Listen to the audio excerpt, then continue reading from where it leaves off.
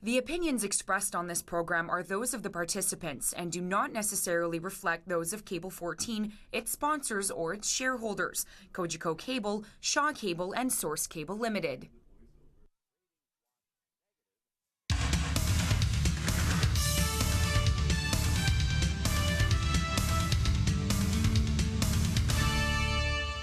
And welcome to the January 10th edition of For the Record. I am Larry Ianni, and today on FTR it's the O Show with Loren Lieberman and Laura Babcock. And our agenda on today's show is the HSR about to put on the brakes.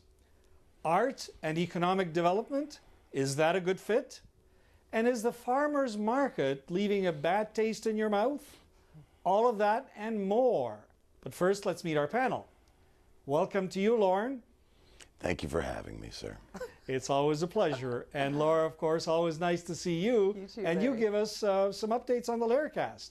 I think we've got a little bit of breaking news here. I mean, we're not a breaking news show, but the last 4 weeks it seems to be that way, Larry.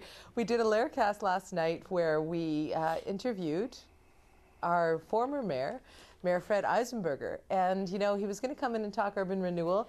He ended up talking a little bit about that, some important stuff on LRT, but it really got into a big discussion about his term in office, how he felt about his council colleagues, how he feels about the current mayor. He did not spare his critique of Bob Bratina, and he also said something that I think is pretty newsworthy, and that is that he feels he has unfinished business as mayor. And he's taking a serious look, I think, at running again when the election comes up in 3 years, which, you know, had... He'll have to go over my live body. Right, there right. You go. I've just doubled down on the breaking news. Yes. No, I'm just kidding. No, I don't know if you are, Larry, because what we said last night, Loren and I, and everybody can listen to this tomorrow at 8 a.m. We're going to post it on laracast.com. But what I said at the time was, really, are you seriously going to leave this cushy job in Toronto, Fred, to come back to run for mayor of Hamilton? And I think he's seriously considering it, at which point I said, well, if Larry, who I think you have a perennial interest in getting the job back as well, if you run again and Bob decides he wants to stay in, we might just have a rematch of our last municipal election. I've got it. This is the perfect scenario. I will do it only if Fred really is in. Perfect. And you know what's going to happen, Larry? We'll get Mayor Baldessaro. No, never mind him.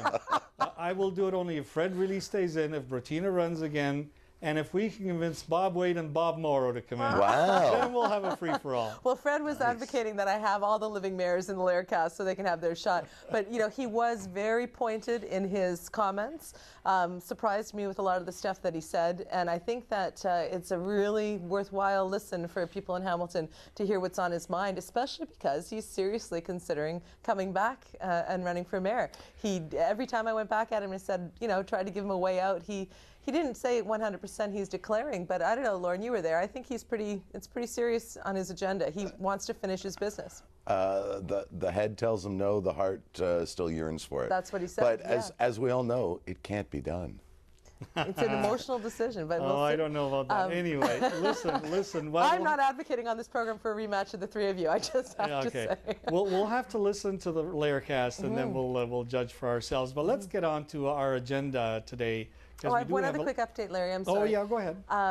As you know, we've spent a lot of time in December talking about all the things going on with the mayor's office and communications. So to start 2012 on a positive note, I did do a blog and sent it to council and also out on social media regarding, you know, the opportunity that I see for the mayor and council to sort of reboot this year and how we as a community can support that. And you'll see in the tweet of the week somebody's response to that. I got a lot of response, and that's also available. People can go to powergroup.ca and check out my blog on that. All right, and now to some other business in the city, and we're going to start with the HSR. Of course, we're always perennially having negotiations with one employee group or another, and it's the term to do this with the HSR union. And they are taking a strike vote, apparently. Loren, let's start with you. What are the implications there? Well, it's my understanding that the HSR employees have been operating for the last year without a renewed contract. And Sunday's the big day to see If the HSR goes on strike, I think I'm of two minds on this, that the HSR in this city is close to being an essential service. It's very important to the city. It's very important for how people commute to work within this city. And I also think that bus drivers don't get the love and respect that perhaps they deserve. I think love and respect is altogether different from terms of a contract. So I think it's in everybody's best interest in this economy and the way the city is trying to move in one direction to ensure that this gets worked out. I'm not suggesting by any means to give away the farm so that HSR gets everything they want. And I'm not suggesting for a second that the HSR just bend over and say thank you either. But some real good negotiation needs to come and resolve this. This is not what the city of Hamilton needs. And Laura? Yeah, to pick up on Loren's point, there's another municipality recently that I believe had a transit strike that was protracted, and I'm sure it was difficult for them. Still ongoing. Is it? Yes. I'm thinking of York. Is it still ongoing? Yes, still ongoing. But I think with Hamilton, if you look at who uses HSR, the need for it in this community, you know, there are not everybody in Hamilton has access to a vehicle. We have poverty in this city. We have a lot of seniors who need to get to medical appointments. We have students. If you ever try to take a bus across Hamilton in the morning, you'll know that so many people use the bus to get to McMaster. And right across the city, Hamilton is, as Loren said, our bus service is almost like an essential service here. And so I'm concerned if our winter turns into a real winter, moves away from this spring that we're having, how are people going to fare? So it's not just a matter of, you know, do they deserve a better contract? I think we have to look at the broader context here. There are too many people in Hamilton who are vulnerable. Winter, we're in January here. If it actually gets really cold out, I'm quite concerned about how people are going to get to the important things that they need to do. So I'm with Loren on this. I think that there has to be some goodwill and some good negotiations to avoid this strike. And if history has any bearing on this, it suggests that they will come up with a negotiated settlement. Let's hope so as well. The next topic, panel, it has to do with the recent administrative move that staff made, combining the arts and the economic development department, which has come under fire by some arts groups and has been applauded as well by others. Laura, what do you think of that move? Well, you know, it's interesting because there's two ways to look at arts, I think. One is for the pure expression and appreciation of it, and one is as a tool for economic development. If you're trying to attract what they call white-collar jobs, they want a community, you know, to bring in a skilled workforce, etc. They want to have these other things to do in their community. So if you have a community that's rich culturally, that has these other activities, it can really enhance the ability to attract the kind of skilled labor that Hamilton's always trying to attract. It can be extremely good for economic development. And that's been, you know, proven out and tested out and brought up at economic summits the last few years. So I think the fact that by bringing the arts into economic development, it might actually give more priority to arts, it might get more funding to arts, it might tie it into the broader value proposition of the city, which will give it, you know, a raised awareness. I remember going back at the very start of the Hamilton Civic Coalition, the precursor to the Jobs Prosperity Collaborative, at those early meetings, I remember there were some arts groups at the table. And when they got up to speak, it always seemed to me that they were imploring to have more visibility and to be taken more seriously and to get more funding. So I think that this just might be the ticket to do that. But I can understand why some people in the arts community might be skeptical. Well, Loren, is there another side to this coin? There's many sides to this. I think, first of all, I've had a lot of dealings over the years with the culture department, and we shouldn't call it arts. We should call it culture, as arts is far less inclusive a title therein. And there's some wonderful people in the culture department, but to some extent, within the city of Hamilton, all the administrative departments, it was somewhat of a, you know, the ugly little red-headed stepchild that was never taken seriously. What are you saying about red-headed children? Yeah, you understand me.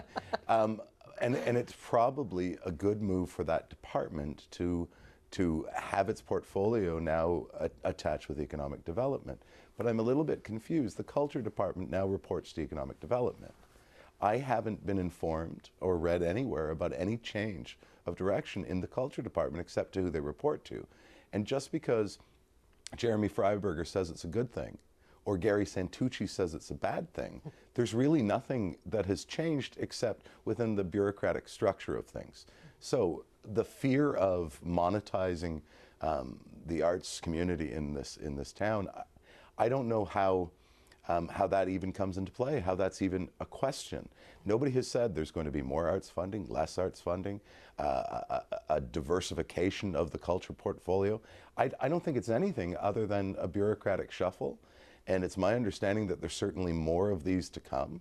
And I don't think we can judge it until we see what comes of it. So if I can broaden this out a little bit more to economic development, they've got a report, as I understand, coming up. And there was something that happened today, actually. The mayor, in trying to get some extra support, I believe, for Maple Leaf Foods at the Glanbrook Industrial Park, let it slip in a letter that there was another company that might be looking at coming to Hamilton. And so, you know, Neil Leverson was from Economic Development, was on the Bill Kelly show this morning, and he was explaining, you know, where things are at, and for no one to get too excited, no deal's been signed yet, but basically talking about all the positive things that are happening with economic development and the Glanbrook Park. And I'm looking forward to that report, and we'll certainly cover it here when it comes out. But I bring this up for two reasons. One, because, you know, economic development is much bigger than just this one issue of the cultural department coming into it. It is key to our city's future. So as I was listening to this, I missed the street I was going to turn on to downtown because I was so engaged in what Neil Leverson was saying.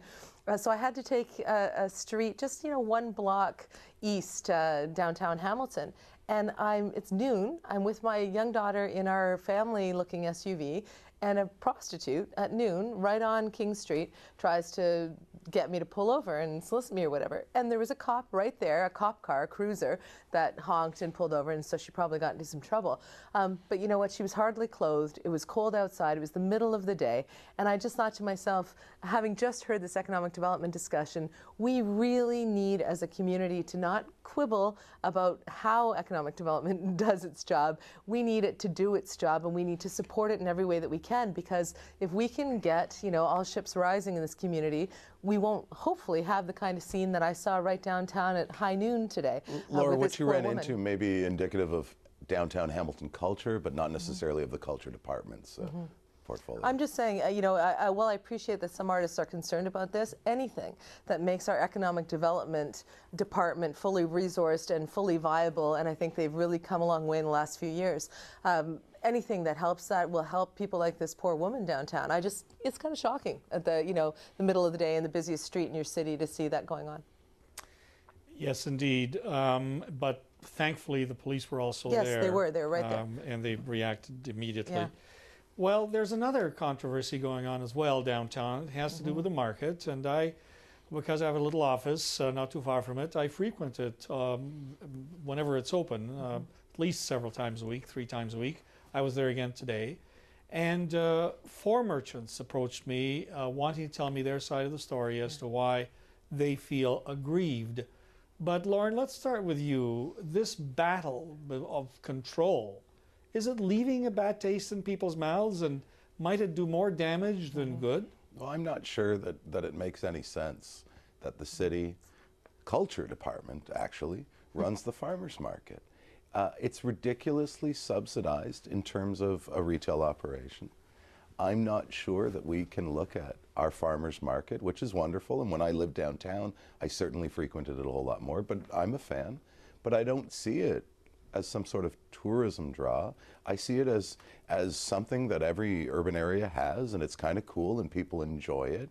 And I don't really understand why it is that it doesn't just operate as normal retail.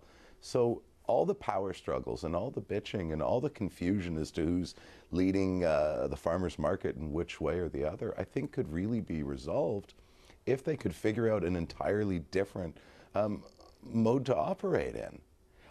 Maybe it needs to be city property, but it doesn't need to be city managed. It doesn't make sense. Why doesn't the city manage the mall too then? Like, what's the difference? Food is food. You know, I've been also, like you, Larry, approached by some stall holders over the years, going back to even before they did the renovations, and their complaint has been, it's almost like this foreign control ownership kind of thing. They've been there, some of them, for 100 years. They have their own very specific peculiar culture, I think, actually, at the farmers market. And, you know, they think they know best how to run it and best where to be positioned, etc. And so you have this strange, you'll recall with the scandal earlier in the year where there was, you know, letters going back and forth and threats of evacuation, all this stuff going on. So it seems like a dysfunctional relationship between the city management of the market and the market itself. I'm not quite sure where Loren is on this exactly, but I would advocate for, you know, something's got to give here. Either have it privatized, you know, and actually run it as a real retail operation, or if the city is going to control it, find out some way to work better with these stall holders. Because every time that they bring up the, you know, what they consider to be lack of equity or disparity or whatever at the market or the poor management of it, it makes me, on some level, less inclined to go there. Not because people are going to come up and talk to me. That's why I do what I do. I like to talk to people about what's going on in my city. But because, you know, nobody wants to be in an environment where there's fighting and there's bitterness. And so I don't think it's a good marketing strategy for the market generally to be out there complaining quite as they are. I don't know that council even is listening to it anymore.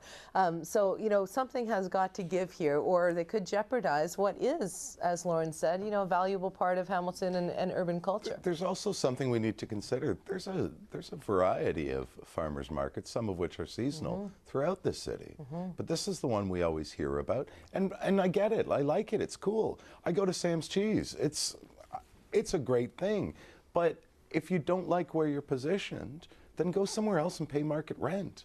If you don't like the building's renovation, I got good news for you. It didn't cost you a dime. It's a really sweet deal. And if things aren't being run properly, then it needs to be privatized. Or if things are run properly and you, the stallholder, can't get along, then get lost. And quite frankly, when they're advocating for collective running, I think that's one of the options out there, a collective of the stallholders running it. Given what's been going on, or at least the perception, I wonder if that would be less, you know, less conflict-ridden as an alternative. Something has to give here, or they're going to continue, I think, to damage themselves by bringing the dirty laundry of the market out for all of us to see. Plus, there's a lot of strong personalities amongst some of those stallholders, which is a great thing when you're representing yourself in a retail way. And your family's history, too, I think, is part of all of this. Yep. And it's their livelihood as well, and some of the stallholders have had conflict among themselves in the past, but I agree with you, and I caution them as well, even as late as today, that if they keep piling bad press onto the market, it's going to discourage people from going. Anyway, we hope that it'll be resolved. Panel, listen, we've come to the hour of our break. We're going to take a quick break, and so I'm going to ask our viewers to hang in there, because right after the break, my oration. Please stay tuned. Laura Babcock's Hair by Madison Avenue Salon and Spa, 169 Locke Street South. Call 905-527-4080.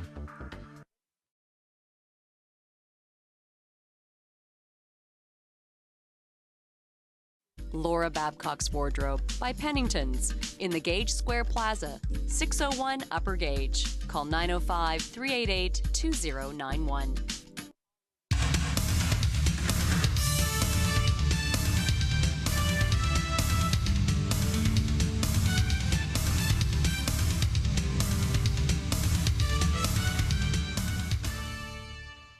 And welcome back to the O Show on For the Record. I'm your host, Larry Ianni, and of course our panel is made up of the incomparable duo, Loren Lieberman and Laura Babcock.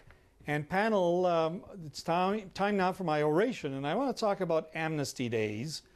After 5 years of misguided and punitive policies about the one-bag garbage limit, City Council, at least the committee and hopefully Council, will finally tweak our bylaw to allow 12 additional days to put out extra garbage, 1 extra day per month.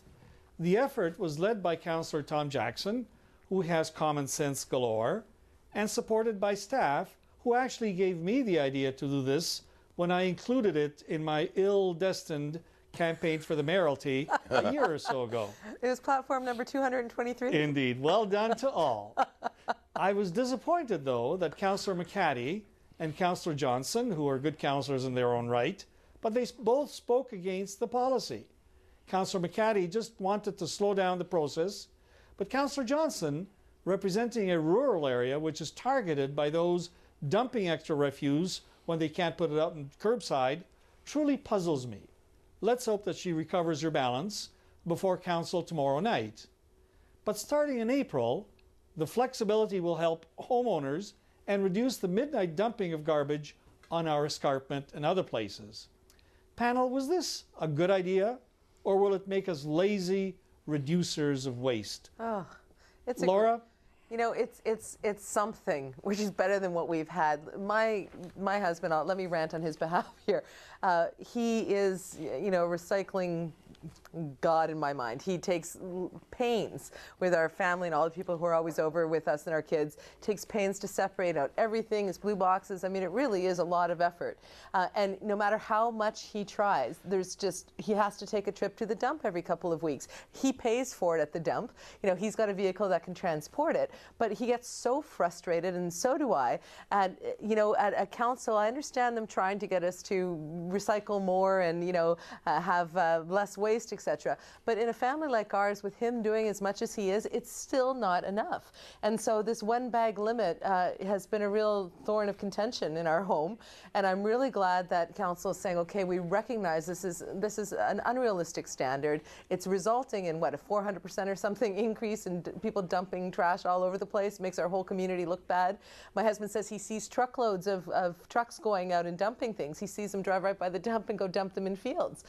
So we need to understand that we cannot ask families at this stage in 2012 to have one bag of garbage limit, no matter how much we recycle. Amnesty is going to make things better, but when they talk next, Larry, which you didn't bring up, about this bi-weekly collection, I mean, that's just going to compound the problem that the Amnesty is trying to solve. We need regular weekly collection. We need to have at least amnesty, if not some allowance for maybe one more bag of garbage.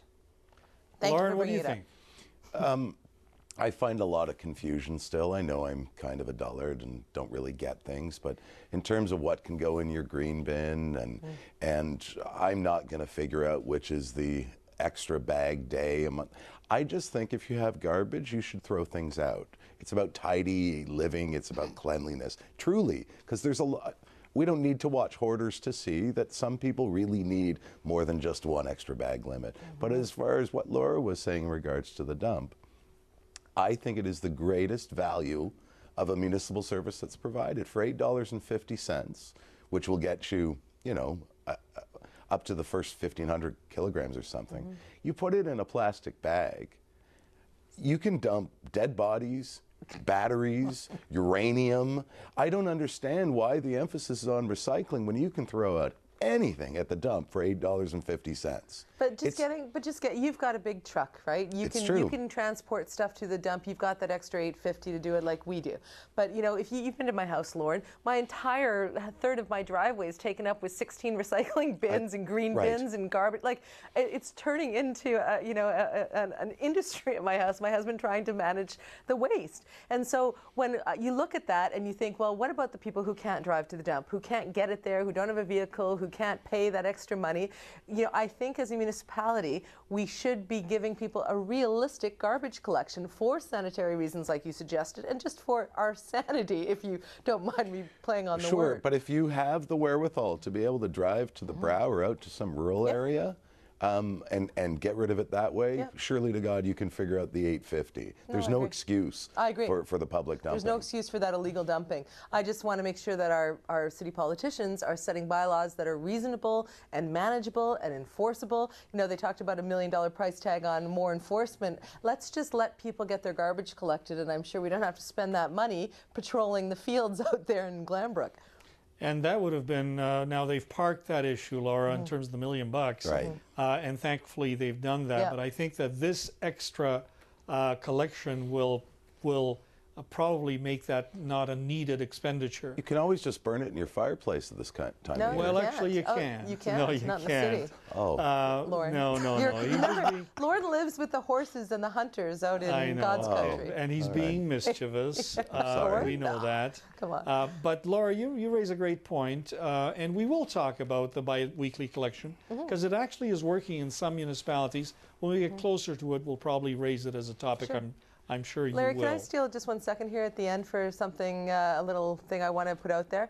As you know, Larry, you probably heard on the news today, after the Gage garage on Gage and Queensdale, I believe, they were broken into and damage done to the building, and you know, they've got insurance for that. But they had a $1,700 fund that they had been collecting for Neighbor to Neighbor, and that got stolen. So on the Bill Kelly show this morning, I believe her name is Sandy from the garage, she said, you know, even if Hamiltonians just drop by and give $5, we can get this money back. They're going to give the money to Neighbor anyway, but you know, I don't think it's fair it should come out of their pocket. I think as a community we can help get that done. So I popped by there today, and there was, I think, other cars pulling into that were going to do that. So I just want to put it out to our viewers. I'm sure they've got a ways to go. I know Chris Eklund was going to pop by and help. But they've got a ways to go yet. So if you can stop by and help that Neighbor to Neighbor fund, I think it would be a good way. Give us the for location again. Hamilton to start the year. It's called Gage Garage. It's on Upper Gage and Queensdale. It's right there on the corner. Like I said, I saw other cars pulling in after I left. So hopefully, you know, it's a nice way to start the new year. Let's give this garage some of their faith back in Hamilton. Upper Gage Garage on Queensdale and Upper Gage. Yeah, right on the corner. Thank you. Great public service, and hopefully we will respond. I know Hamiltonians will. Well, that's our time on the O Show for this week, for January the 10th. We will be back on the 17th, and please watch Hamilton Talks on Thursday. Chris Eklund actually is going to be on the show. Thanks for watching.